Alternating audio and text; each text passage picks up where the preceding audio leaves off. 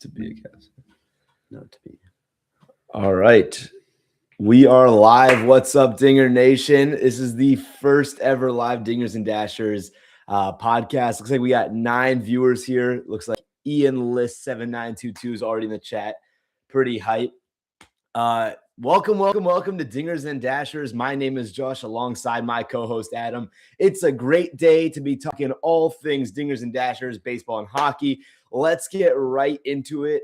And we just first off want to wish everyone a happy holidays. We're here.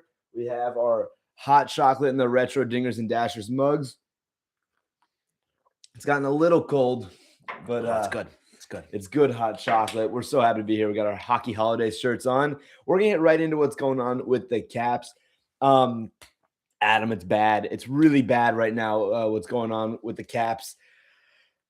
Injuries, losses, and a whole lot of streakiness. What have we seen? Yeah, Josh, I just want to say I'm so happy to be here. This is really fun to just do a live podcast with all you guys.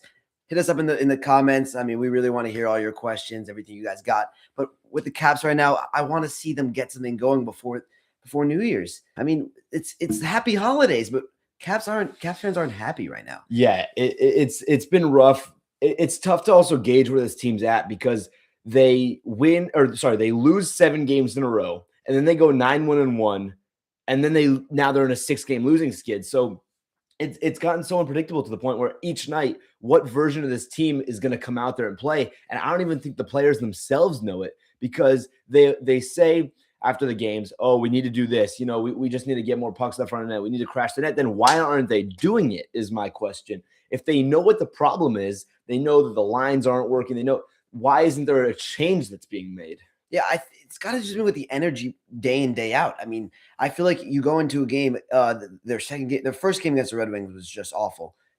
When at home ice, they had no energy, and then they go in and they got a different type of energy. They lose that game away, but that was a tightly contested game. I think we outplayed them. We should have won that game. But you can't go in one day and have this. So like, we're just playing another game of hockey and then be like, come on, we're the Washington Capitals. We're playing this game of hockey. And that's not how it works in the professional hockey league. Right now we're sitting in 4th place. We have a lot to look forward to. There's a lot going on with the Capitals, but this streaky game isn't going to hold up. The streaky game is going to find us outside the playoff picture, and we're not going to make the playoffs and keep playing like this. I'm going to say it. I wouldn't even consider it's like, oh, this isn't Caps hockey, because I don't know what Caps hockey is right now. You know, every single night, it's a different looking team. And that's, yes, in part to some injuries, but also at the same time, it's also in part to like, there's not as much culture and identity in this team. I look at this team and I don't know what to expect. Ethan Rabinovich in the chat, he's asking about what we think about another LT stinker as of late, and that it's becoming a trend. Yeah, he hasn't had his best games so far. But I think that the reason it seems like it's a lot more on him and we're noticing it right now is because people are starting to expose that flaw. The Caps aren't putting up enough goals to supplement a shaky game. And so all of a sudden, last night was abysmal. I'm not defending that performance. That was just terrible from 11 and a half minutes left in the third to the end.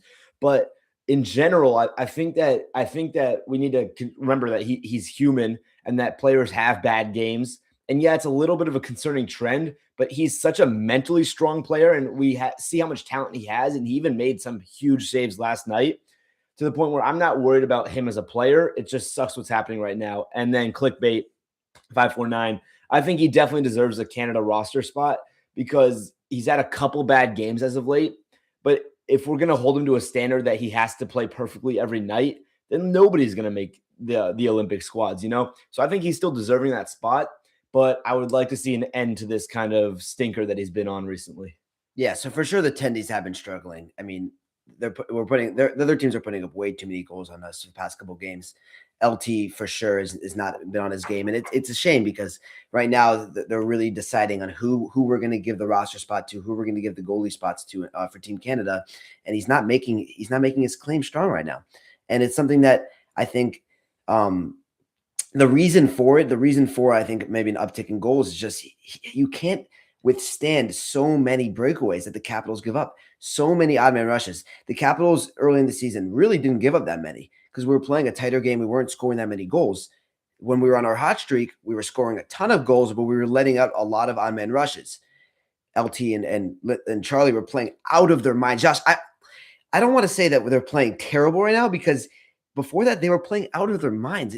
We didn't talk about how unsustainable that goaltending was. Right now they're playing I feel like a average, maybe a little bit below average goaltending, but like still so many odd man rushes.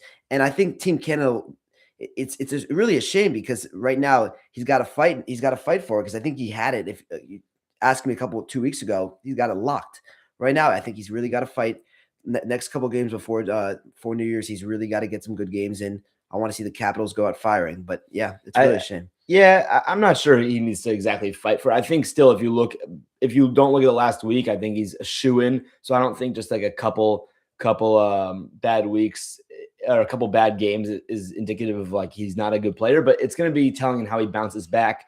Yes, clickbait, 5 unanswered goals is pretty terrible. That's true. We're about to unpack that. But kind of bouncing into the game yesterday, Noah Lobo 4320 asked, how many years until Ovi retires?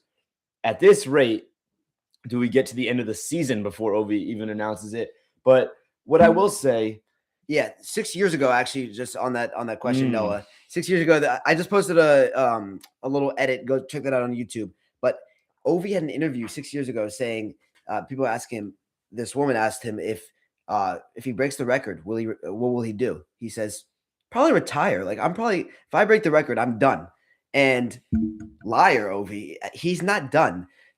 He can't step away from the game. He loves the game so much, and he wants to win another cup with us. But I'm feeling that it just feels to me like this is his last year. Well, yeah, he was contractually obligated to not be done after last season, but we'll see. But what I will say is that Ovi's a real difference maker on the ice, even if he's not coming on the stat sheet. Last night, he went full throttle into the boards, wrecked some player on the Rangers, and all of a sudden, the arena gets loud. The Caps start moving the puck so much better for the next minute. Like, Ovi has that ability. When he moves his legs, he can really change the game. And he hasn't been doing that. And that goes right back into the fact that the Caps are saying all these things they need to do. Ovi's, I need to activate. I need to move my feet. But at the end of the day, he's still spending 95% of his ice time standing with his stick in the air, waiting for the puck from Strome or Karlsson. And the fact remains that these players aren't moving their feet enough. They aren't activating. They aren't getting on that forecheck. When that third line comes in with Frank, Milano, Lapierre, and they forecheck, they make it so hard for the other team to get out of their zone. And if they do get out of that zone, all they can do is just dump the puck in and change. The Caps aren't doing that enough right now, and it's bad. And I don't even know that the Caps can get out of this, because they haven't shown me that they can yet. You know, they went on that little hot run for a minute, but this team being this streaky, who knows where the slide ends with these guys? Yeah, you pointed out Ethan Frank. He had an incredible game in Detroit a couple of days ago.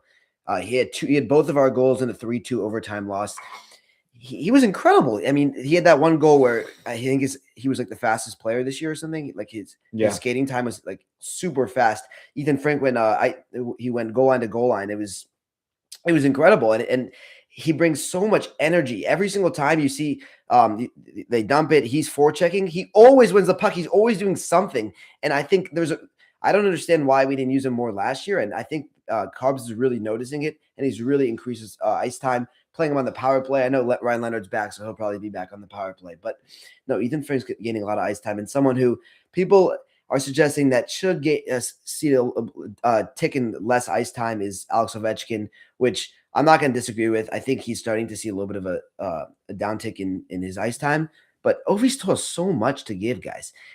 He's not playing at the level that this is Alex Ovechkin. He's still playing at Alex Ovechkin level. He's just not playing over here. So you can tick his ice time just by a little bit, but you're going to see if you're not playing Ovi, you're going to see that the energy level is just not going to be there. Well, hold on. Yeah, going back to Ethan Frank, he has been one of the hotter players in DC recently. And as much as Ethan in the chat says you can't have a 40-year-old carry your team, you also can't have a guy coming in making $775K a year be the guy carrying your team, because, yeah, Ethan Frank is hot right now, but that guy shouldn't be the hottest player on a team with Ovi, Wilson, Chychrun, even Karlsson, who's been scoring some goals, Protas. You have these freak athletes, these really good hockey players, and you're being carried by a young guy, barely on the cap at the start of the season. The Caps didn't have any plans for him to really be part of this team. And so now I guess the question for Chris Patrick and Spencer Carberry becomes, is Ethan Frank a guy that now he's a free agent end of the year? If he keeps producing like this, his value is going to go up. Do you re-sign him right now, or do you try and put him in some sort of package trade now that his value is a little bit higher and you get a quote finisher on the team? Because Spencer Carberry said the team needs a finisher. They need a center, a forward, or someone who can add something. Is this when you try and ship Ethan Frank out while he's on the hottest run of his career? Hypothetically, like this is the time to ship a guy like that. And can he sustain what he's doing right now? Which most people will say no.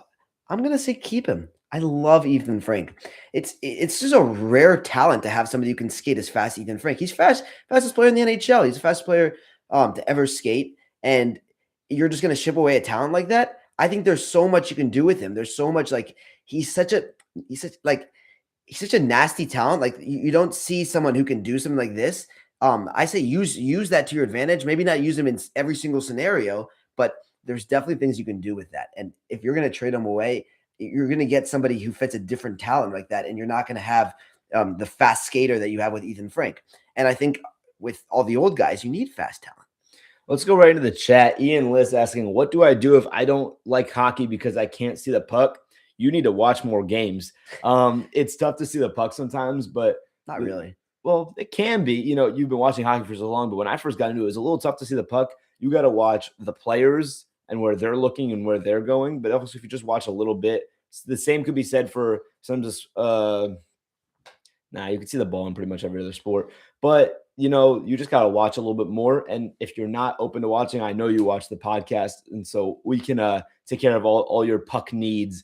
Are you guys going to cover the Winter Olympics? Yeah, we'll be there. We'll cover. Hey, well, if LT, Chychrun, and Wilson aren't on Team Canada, we will not be happy. We will not be happy. Probably kind of like we did last year with the Four Nations. Four Nations, what was that? Yeah.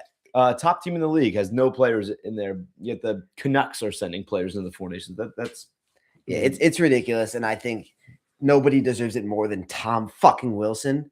Sorry for my language there. I get ecstatic when I hear Tom Wilson not like being in the Four Nations tournament. We need him in there. Another guy you need is Logan Thompson. He's making his case right now, and just get these guys in, man. Yeah. Theo, what's the case for Canada not taking LT?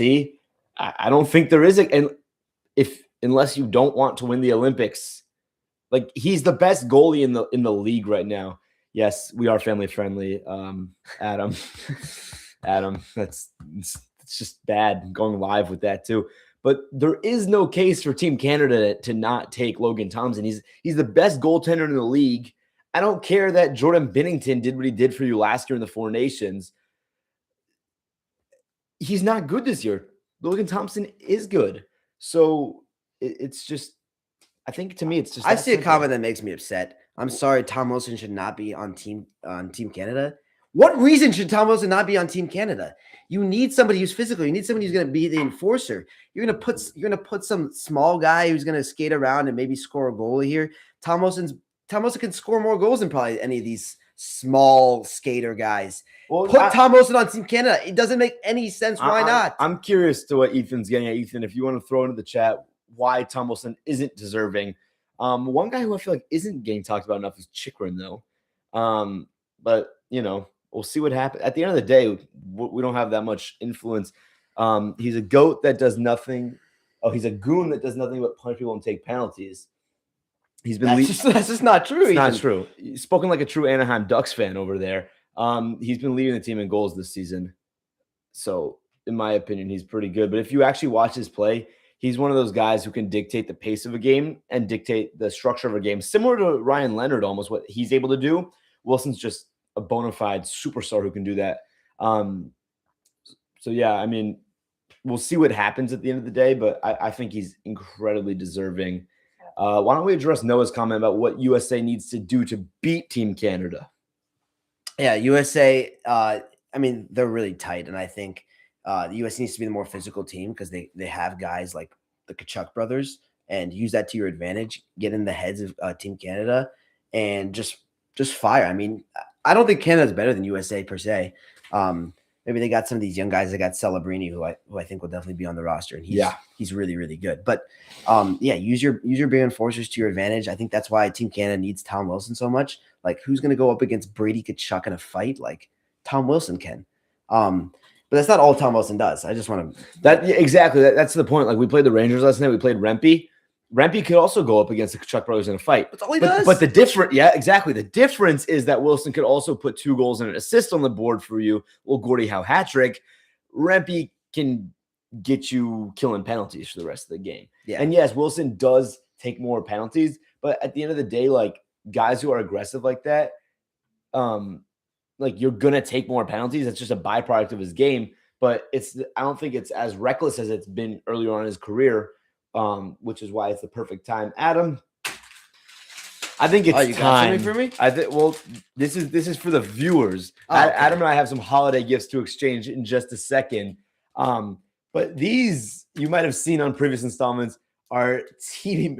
Can we get a Dingers and Dashers chess boxing match? Yeah. Oh boy, Ross, that's right. The Teeny Mates have officially come out. So these are little figurines, mystery figurines, one from each team. We're going to cut it open. 2 mystery players, what we have all been waiting for. Why don't you throw some predictions in the chat for either which team or which player we're going to pull out of the mystery pack. I'm going to cut it open with some scissors this time because, yeah. And while he's doing that, I'm going to take a quick look at our upcoming schedule. The Capitals just faced the Rangers. Now we got some tough opponents coming up. The Capitals are going Saturday night at 7 p.m. at the Devils. The Devils right now, they fell off a little bit, but they're still a really, really, really tough team. Yeah, it's gonna be a big one for the Caps. They got to get back on track, and I think no better way than do it on the road. I mean, we haven't been getting it done at home. We haven't been getting it done on the road. Go and show it that you can do this.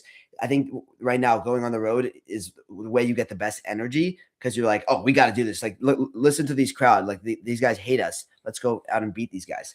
And then they go back on the road on Monday night against the Panthers at 7 p.m. And then they're back at home against the Rangers. We have a little rematch there. We need this. We really need this rematch. That's huge. It's gonna be a really fun game. December 31st at 12:30 p.m. Josh. Wow. Yes, a little matinee for your New Year's Eve. Here's the thing: it's a really close Metropolitan Division, but also even though the playoffs were a couple of years ago, like that, the Rangers still sit in our heads and our hearts as a team that embarrassed us. And so every win we get against them, like, kind of restores something within us. And so getting embarrassed like that on home ice is not going to cut it. We need to fix that. I saw a lot of people online last night were like, Christmas is ruined because of these Caps. Let's not ruin New Year's as well. But let's get into the Teeny Mates, see some predictions. Our first Teeny Mate from the St. Louis Blues. Is that Vladimir? No, Jordan Binnington. Wow. Jordan Binnington. Yeah, we got a goalie here. All right, Jordan Binnington's our first one. I don't see any guesses there.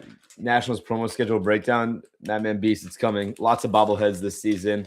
And our second player's caught up in some of the puzzle pieces here. Speaking of bobbleheads, the Caps got some good bobbleheads coming up. We got Dylan Strome bobblehead night, and we got Obi-Wan Kenobi, an Ovechkin Star Wars bobblehead. That's gonna be a fun one. Hopefully I'll be there. Fellas, we have could be the rookie of the year from the Canadiens, Ivan Demidov. Wow. That's some good ones. That's Ivan Demidov. huge. I've never seen that one be pulled. Yeah. I know Ethan is going to want that Ivan Demidov little teeny mate, and maybe we can get it to you. Yeah, wow. What great pulls from teeny mates today. It's no Ovi. Actually, the first ever teeny mate I opened for hockey, I pulled an Ovi. It's meant to be, guys. He's meant to be a Caps fan. Come on. Hockey holidays. Why don't we also just exchange our not for sale if the price is right? Why don't we also just we'll wait for our baseball thing to exchange those cards. But yeah, I honestly want to hear from anyone in the chat what they think about what the Caps have been doing recently and the best way to turn it around. While they get those thoughts in order, Theo asked about the Olympic rink. Two concerns with that. A, that it might not be finished in time, and B, that it's 4 feet shorter than an NHL rink. I'll say two things on that front. I'll say that I think there's no like, it's not, oh, will it be finished in time or not? There's no option for it to not be finished. It's the Olympics. Yeah, they gotta get it. It's the Winter Olympics with some of the best teams we've ever seen in the Olympics. That shouldn't be a concern, Josh. It shouldn't be a thing where people are wondering, oh, will there even be Olympic hockey? No, people should be able to concern their efforts on like, oh, which team's going to win on the rink that's going to be finished in time. Not will the rink be finished in time? Will it not? And what's up with this? What's up with the shorter rink too? I get like some space constraints, but I wonder if that could present to be a safety issue for these players, because you might be asking 200-foot rink, 4 feet shorter. What does that really do? These players know these NHL rinks. Like they could probably skate it really close to the wall blindfolded just because of how well they know that rink. And so when you have a smaller rink, it can present safety issues. It can make some plays a little bit more congested. And I really wonder what's going to happen. But I know that teams will be pissed and fans will be pissed and everyone will be pissed if players get hurt because of this and can't go back to do their actual jobs in the NHL because they got hurt playing in a non-regulation rink in the Olympics. Yeah, I want to say that just they'll be pissed if they get hurt in general. But these players are going to really care about the Olympics. We saw what they cared about the Four Nations. This is not some random like NBA All-Star game. Like these guys really care about representing their country. And there were fights in the Four Nations games. These guys were like a week later, they were playing for their teams and like their coaches, and their coaches were happy with them getting into fights. These players care. These games are going to be incredible. You do not want to miss Olympic hockey. Please do not miss that.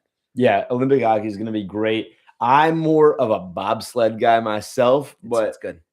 I like curling. I'm a big fan of curling. It's gonna be fun. Curling. You know, I was actually the USA hockey team. They have a new curling team coming into the Olympics. Do they? They're the top team was dethroned this year. They got a new rookie team coming in. Wow. Yeah. I was at the Nats Park Winter Wonderfest, open until December 30th. You should go check that out. It's awesome. They have tubing. They have all sorts of stuff. They had curling there. Did they? I was not good. I actually overshot the I don't know what they're called, like the little bullseye things, and my curler, whatever it is, left the end of the curling board like 5 times. I almost hit a kid in the foot. Actually, I almost small kid. Maybe I gotta take you. Maybe I gotta take you curling. There was a curling rink in Laurel. Okay. Maybe I gotta take you. Hey, maybe we should bring some people along. Maybe in the new year we'll go curling. Maybe January, February. That could be a lot of fun. Ian Liss, what do we have? If the Caps miss the playoffs again, is this soft rebuild still defensible, or does it become an organizational malpractice? That's a really good word. No, there's no world where the Caps should miss the playoffs. And if they do, people, as they are now, are going to be calling for all these moves and trades. Look, everyone's calling for like trade this, trade all the demon. Maybe this is the wrong take, but I don't think that we're so far off in terms of who's on our team. I think we have like pretty much the pieces we need to win games, and those pieces have showed they can win games. You just need them to shape up. So I don't think that the Caps enter a full throttle rebuild if they miss the playoffs this year. But if they do miss the playoffs this year, something needs to change. There will be concerns if the Caps not make the playoffs, because this team right now, there's so many pieces. You say a name, you're like, oh, this person fits on our team, and it doesn't make sense that the Caps will make the playoffs. But right now, it's starting to get a little worrisome. We're way early in the season, but like the Caps can't play like this if they're going to make the playoffs. Throw in the comments, what's your favorite Olympic sport to watch, and maybe we'll do some additional coverage on those sports come Olympic season. But speaking of other sports, let's get into a little baseball, Josh. I know you're drinking your chocolate, but I didn't mean to slap you there. No, it's all good. Yeah. Wait, one more thing. Air pistol shooting, LEA. Welcome in. Skeleton, that's always good. Let's see. Niche question. The Caps' defensive structure still relies heavily on collapsing low. Do you think that's masking foot speed issues on the back end? And is it actually capping their transition offense? Let's break down. Wait, I gotta read this again. Sorry. The Caps' defense structure will rely heavily on collapsing low. Do you think that's masking foot speed issues? All right, that's a nonsense question. That doesn't mean anything. Don't worry, I have no idea what it means either. Chat GPT question is entered. The transition game has been rough, but I don't know if low collapsing foot speed is the problem with that. Good question, Ian Ross. If you want to try and break down what that question, but it is low. It is foot speed can be when someone gets older, like Ovechkin or Carlson. And I know Carlson. I saw he had a bad turnover earlier in the game. Yeah. He's just. I guess what you're saying is like the guys when they get older, their foot speed maybe they're a little bit like they're slower, but I mean, and then the foot speed of like the young guys are faster. Max Ewan would win. I don't that fight. understand that one, but Max Ewan, captain of the Ram hockey team, would win in a fight against Tom Wilson. I think it's so simple. that'd be a great fight. That'd be an amazing fight. I would see that. Yeah, that'd be an amazing fight. Maybe we need to see Ethan get into a goalie fight. Yeah, Ethan, if you're watching this, get into a goalie fight. He's there. He's there. No, he's there. He is watching. All right, for sure, Ethan, go get into a hockey fight then. He's been talking the whole time. It's great. I love the fact that like we can like interact. We might need to do this a little bit more often. If you guys would be open to that. Let's head to the Nationals. We got to do a little more. Let's do the Nationals. Let's ease into baseball. Adam and I actually got each other some holiday gifts. We did. A little baseball card. Adam, I'll give you this one first. It's a rookie card. Is it? It's rare. It's niche. It's Orlando Ribalta. Where's the camera? There it is. Now, throwback. Ooh. Now, yeah. Let's. This guy has been in the Nats system since 2019. Made his debut this year. 4 games, 3.1 innings pitched, 5 earned runs, a healthy ERA of 13.5, and a minus 0.1 WAR. I mean, I bet you guys didn't think Orlando Ribalta was going to get a shout out today. If you that guys was not in your bingo cards. If you guys are thinking about the World Baseball Classic coming up, it's basically the Baseball All-Star Game, and Orlando Ribalta is not on your mind, you're doing something right. So, Adam, here's that. Thank you, Josh. It's all good, Adam. And I got one for you, Josh. Oh, yeah. Yeah. This one is a little bit less niche of a player. He's a former Nat on a team we don't really like. This sounds like career path. But it's a great player. Great card. Kyle Schwarber. A little nice card here. He's got some stars in there. Wow. Well, it looks like a stars of the MLB. Kyle Schwarber, Philadelphia Phillies DH card. Here you go. I appreciate that. I think I won that trade. Schwarber for Orlando Ribalta. I'll take a Nationals over a Phillies player all day, even if it's Orlando Ribalta. I got you. Gotta love Schwarbs. Oh, by the way, before I forget, that Caps game last night, I want to give a huge shout out to Ryan for hooking me up with the tickets. They were great tickets. And in that actual seat, I caught a little T-shirt giveaway. I'll show the people here. He's an athlete, guys. He's not just a podcaster. And it was almost like a loose puck. It came up off of all of our hands, ended up in behind this woman sitting over there. Like it was like between her and the seat. And I went diving in and I got the shirt and I held it up and the crowd went wild. No, nobody really cared. People were kind of upset that they didn't get the shirt, but it's a great shirt. Yeah, should we talk about the Nats' new GM signing? Yeah, let's talk about the Nats' new GM signing. I think that was gonna be our first segment. Let's talk about what do you think about the Nats signing? Look, the Nats front office is young right now. Not Jacob Young, young. And I think that could be really special because having a young front office doesn't necessarily mean that you're going to be successful, but the Nats needed a change. And the Nats front office was fairly old. Mike Rizzo, Miguel Cairo, Davey before Miguel, like all the coaches, all the front office, it was all old. And they had a method to the madness that they had and that they did, but it wasn't working. So you pull a 180 and you change the culture, and you got guys like Paul Taboni. He proved in Boston what he can do and what he's able to do in terms of scouting development, something that the Nats need. So I love the fact that they're continuing with that. Yeah, and I think they're going to get in Phillies. I think they're getting a Phillies guy. I can't really pronounce his name. Enrique Colombi, I think is his name. I purposely didn't mention the name. Yeah, I have no idea how to say it. I think that's how you say his name. But I like the Phillies have so many players, and they've gotten all these players from acquisitions, trades, free agents guys, and they're keeping all of them. The Phillies guys, this Phillies guy, what was he, the assistant GM before? They know how to keep their players. Maybe their players aren't playing to the standards that they should be and not winning in the playoffs, but they're getting the guys. They have the guys. So if we have a GM like that's able to get these players, why not take him? So I love the signing. The Phillies assistant GM, Colombi. We're happy to have you. Stay young, Caps. Stay young, Nats. Sorry, Nats, Caps. I mean, happy holidays, guys. But hockey holidays. Yeah. We're going to keep going with the Nats. I think we need to jump into whatever's happening down here in the chat. The initial question came, was it from Theo? Ian. Which vegetable would be a home run hitter? Which vegetable would be a good pitcher? Theo had a great take that tomato equals David Ortiz. I kind of see that really good. Yeah, he's that big red fire. Like, he Yeah. just bomb a ball. Like, you smash a tomato. Yeah, we're going to talk about Murakami. Adam actually made a reel and a short about that earlier this week. Let's see. I think the pitcher I would want out there, Cauliflower, man. Cauliflower is going to have a nasty curveball, a nasty changeup, and a decent splitter. That's what I would take. Yeah, pitcher, I would go like Cauliflower. Go like a long broccoli, long broccoli, Rob, because I mean they can really fish for it. Like they're really, I think they're flexible. You got like the thin stems. They can really launch. Then in terms of a power hitter, well, contact hitter is Brussels sprouts. I like that. I like a good carrot as a bunter. Yeah. The carrot can bunt. The carrot can bunt, Josh. Not to get on base, just to move players over. I think an iceberg lettuce is a good. Oh my goodness! Iceberg lettuce. That's my take for the power hitter. I would say a good head of romaine. Oh, a pumpkin. Yeah, that could be great. Yeah, that's going. Let's get back into. Yeah, I want to talk a little bit about Munetaka Murakami. Let's get back into it. I really love this signing for the White Sox, and I'm surprised they were able to get him. He was a highly touted prospect coming out of the Japan League. He was a 2-time MVP. This guy was a power hitter. This guy's insane. Look up his highlights. Look up what he looks like.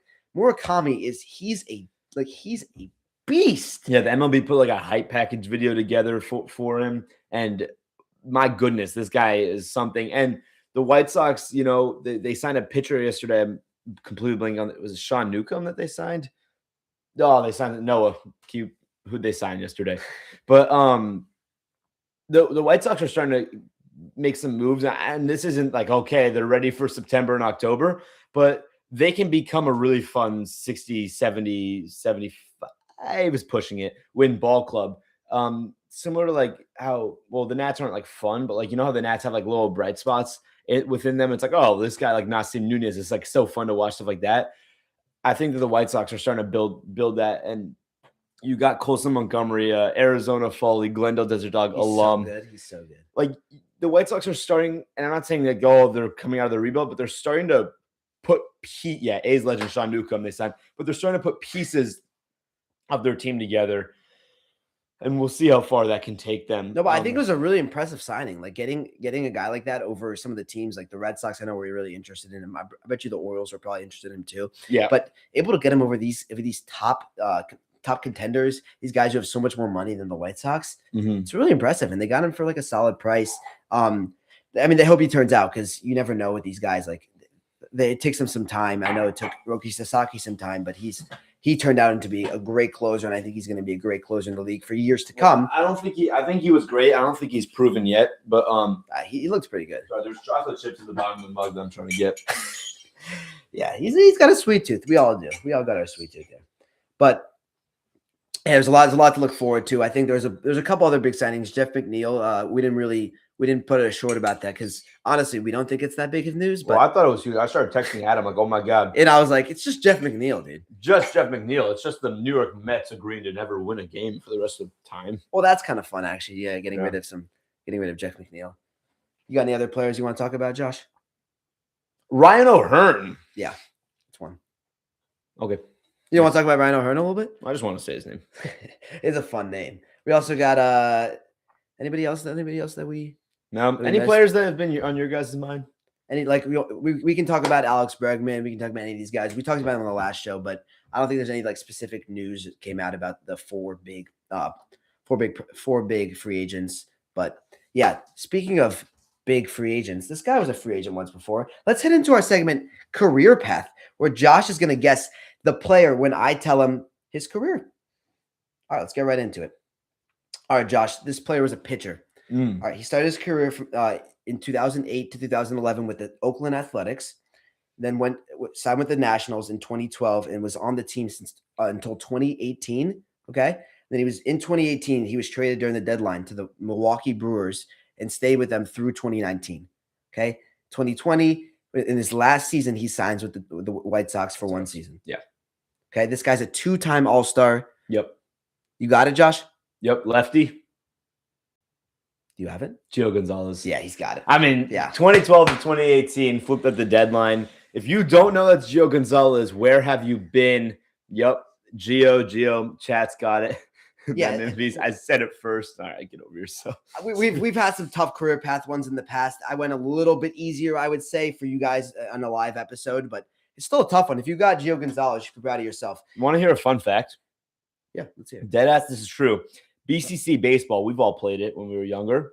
Gio Gonzalez came to one of my practices, and I met him, and I have a signed baseball from him. Let me see if I can even find the picture. He was like family friends with someone on the team. The Nats were done for the season was over. You know what's tough? What? You know what's tough about Gio Gonzalez when you think about it? He was traded in the middle of 2018. Yeah, he almost was a World Series just missed champ. the World Series champ. But you have to question, like, if Gio's on that team in 2019 is Anibal Sanchez, then you don't get that historic no-hitter game. No, I'm not complaining about it. I just feel bad for Gio. You feel bad for him, but then if he's still on the team, do they even win the World Series? Y'all have a Gio bobblehead? I do. No, but we do accept gifts to the podcast. I have a Gio bobblehead. Oh, all right. I'm sure I do. Yeah, I got a ton. I got a ton of Nats bobbleheads. If you guys want to see my collection, I'll share it on the Dingers and Dashers Instagram, TikTok. Ooh. Yeah, maybe I'll come a video. If you guys get, let's say, how many likes are we saying in this video? We're at 9. Okay, by 9,000. No, I'm kidding. By New Year's, if we get 200 likes, guys, bobblehead collection's coming out. 200 is No, bold. we're gonna get 200. All right, Guys, hey, make it happen. Go tell your friends. Go tell your family. There's another one. Yep, it's got 10 likes. It's happening, guys. It's Come on, happening. 200 likes, and I will share my entire bobblehead collection. Boom. You guys need that. Madman Beast, you want to say ain't no way, no shot, but you never know. You never know unless you try. Adam, what else are we going to talk about for the fellas today? Yeah, we're going to talk a little bit about the World Baseball Classic. It's coming up. This is huge. Okay. These are some of the best teams. I know we're saying like, oh, Olympics, best teams ever, but the best players of the sport are still emerging. And you just look at like the Dominican Republic's team, you look at the US's team, you look, whoa, like here. All right, let me get my thoughts in order. My first question: do we like Aaron Judge now because he's our captain for the U.S.? I've always had a sweet spot for Aaron Judge. I don't like the Yankees, but there's this little part of me, like I would say, like maybe in my tricep, that it's Aaron Judge is that guy. I know Ross is going crazy right now. But how can you hate him? Like, what has he done? Like, what has he done to like be a hated guy? I feel like he does everything the right way, and he's still hated because he's Aaron Judge, because he plays for the Yankees, and he's like their guy. Yeah, Ross, you can say whatever you want, but come on, he's hard to hate. Like he doesn't do anything wrong. Argue with me on that. Argue. What has he done wrong? What has he done to be a hated player? I respect him a lot. I just can't like a Yankees player. I can't stand the Yankees. It's fair. It's always been that. And it's kind of thing where legitimately, if you're not a Yankees fan, you hate the Yankees. Yeah, and you hate Aaron Judge. It's just what it is. But what I will say is like I can't stand the Dodgers, for example, but I like Shohei. I like Shohei because I don't like Shohei because he's a generational talent, like what he's doing for the game. But he's not like I like him. He's not like a sweet spot hero. I like Aaron his Judge is. non-confrontation. I like his détente manner, but I don't like Judge. It's just I respect the hell. I think he's could be the best baseball player of this generation. Or well, Shohei's also there, but like Judge is arguably like better, at least offensively, than Shohei. Arguably, I'm not saying he is. Arguably, but just don't like him. Yeah, the World Baseball Classic team is gonna be good, Josh. You got Tariq Skubal, Paul Skeens. I mean, you have some pitchers who they've never played in the World Baseball Classic, never played in the international stage. They're going to dominate. Yeah. They're really going to dominate, Josh. It's going to be huge. And it's going to be, especially like Japan, there's a lot of questions or a lot of players from Japan that are coming over to the U.S. So maybe are some of these players in Japan, are they going to get their first look at the U.S. in this tournament before they maybe come over in the next couple of years? Players from the Dominican Republic, from Mexico, who Minateca. I think that for baseball, like the World Baseball Classic, it's not going to be something that answers like all these questions the same way. Like when the wild card game was just like a 1-game thing, and like you don't know who the real better team is, who won, or like the All-Star game, you don't like definitively know like this league's better than that league. The World Baseball Classic is just going to be a fun thing to watch, and we're going to be so privileged to watch like legitimately the best players in the world at baseball just play for their countries and for their personal pride. Yeah, it's gonna be fun. So It's great. gonna be so great. And something that is worrying me right now. There's a lot of talks right now that something big in the MLB news. A lot of talks on the MLB salary cap. The owners clearly are pushing for it, and the MLBPA, like the Player Association, clearly do not want it. And there's this pushback, and it feels to me like, is anything ever going to happen if two important groups that need to agree aren't even close? It's tough, and we saw a lockout happen a couple of years ago in the MLB, and so now it's like, is another lockout going to happen? Because obviously the players, a salary cap means they don't make as much money, but for a lot of smaller market teams who aren't the Dodgers, who aren't the Yankees paying these incredibly lucrative contracts, to them it now becomes like, now we can get a little bit more even with these teams. So I don't know what's going to happen. I'm thankful that my name isn't Rob Manfred and I don't have to deal with all of it, because he's going to have a lot on his hands. But I think clearly we both agree that they need something. I think all fans, like Ian says, like they need some NFL system. Like they need something, and something needs to be different. It doesn't have to be a salary cap, but there has to be some system in place that doesn't just allow rich teams to be good and smaller markets. Because, like, sure, you got smaller market great teams like the Brewers, but it's rare. It's so rare. It's rare, and it's so much easier to just buy talent instead of growing your own talent. And that will inevitably, like, when smaller market teams eventually do like break out and have those amazing runs and win, it'll make the story so much better.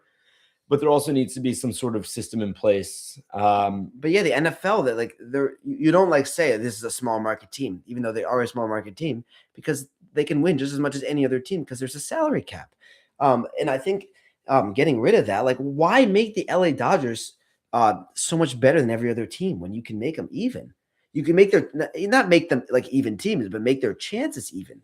Like you're starting from here with the Dodgers, and you're starting from here with the Milwaukee Brewers, and the Milwaukee Brewers were able to get to here, but the Dodgers just, yeah.